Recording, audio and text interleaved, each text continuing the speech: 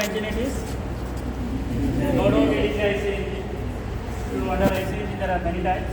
I mean, there are three classes, bases on which we can classify into two. One is on the basis of the cycle it performs, two-stroke cycle engine और four-stroke cycle engine. उसके अंदर एक किस तरह का cycle engine हो सकता है? This is a four-stroke cycle engine और two-stroke cycle engine. कैसे बता रहे हैं कि four-stroke है?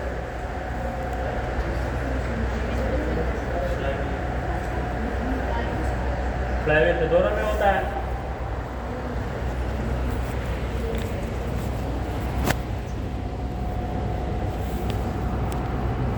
Exactly, the flywheel will become a one reference, but how? Exactly, in case of four-stroke cycle engine, the weight of the flywheel will be heavy. क्यों? Why? Because four-stroke cycle engine will complete one cycle for every two revolution of the crankshaft. During two revolution, only one is the power stroke and three are idle strokes.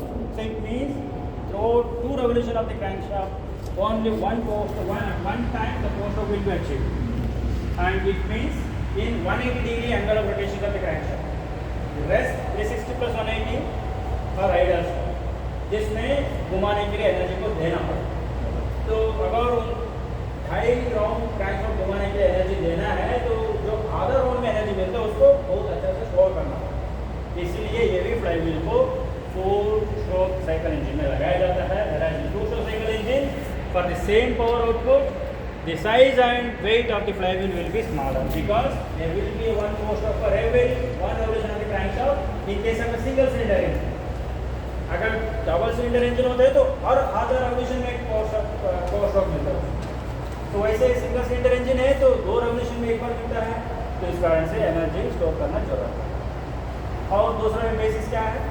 इसको दूसरा engine बनाने के लिए एक तो four stroke cycle engine हो गया और दूसरा classification on the basis of filial users. किस तरह का इंजन है?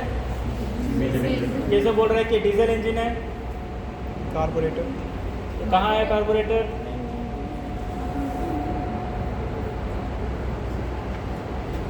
It's a diesel engine because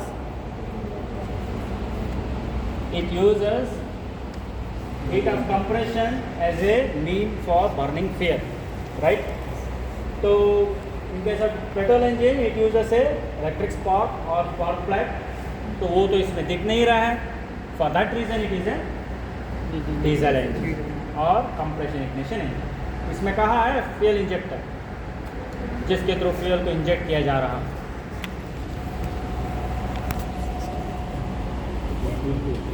पीछे से नहीं दिखेगा, जाओ आगे या सही से दिखते वहाँ खड़े हो जाओ.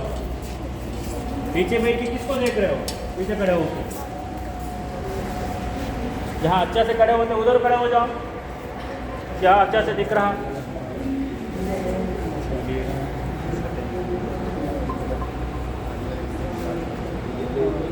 कहाँ है spark plug? Sorry, injector, fuel injector. क्यों आ गए भाई?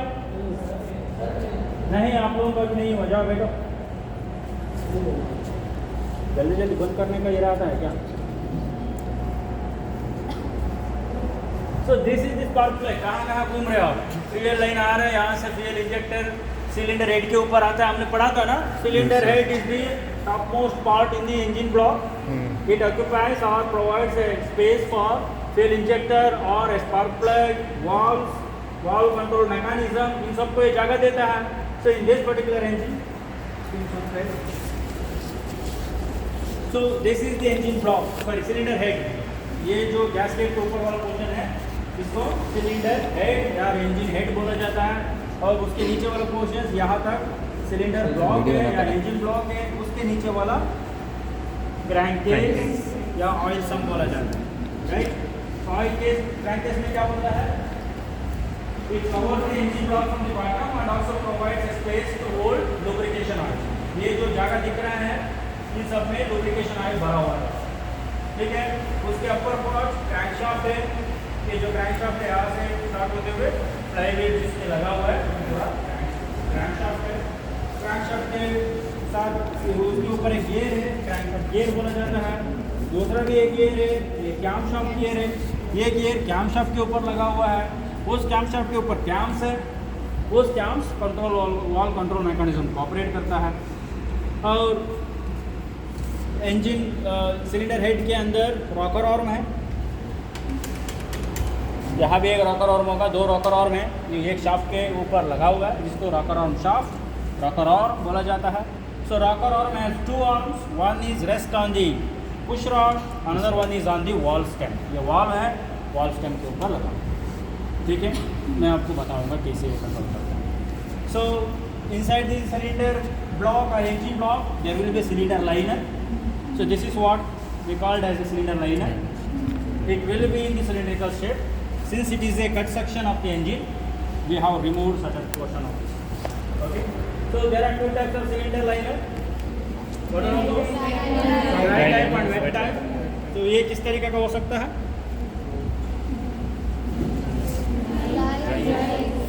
इससे ड्राई टाइप कैसे बता रहे हैं कि ये ड्राई टाइप है? कहाँ है मेटल टू मेटल कॉन्टैक्ट? यहाँ तो है। This is the cylinder liner, this is the engine block. Sufficient gap है दोनों के बीच में। Then how it become a dry type? It is a wet type because there is a gap which we called as a water jacket और water facet.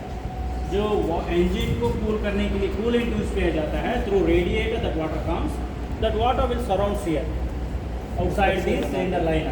So it removes all the excess heat generated through combustion and takes back into the radiator to cool down that water or that coolant and recirculate them according to the engine temperature. Right? So from that way it is a wet type of liner.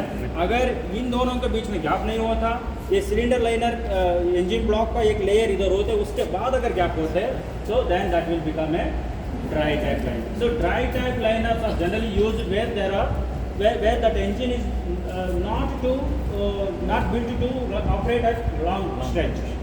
ज़्यादा समय तक जहाँ तक चलाने के लिए use नहीं किया बनाया गया है, बनाया नहीं है, तो उस केसेस में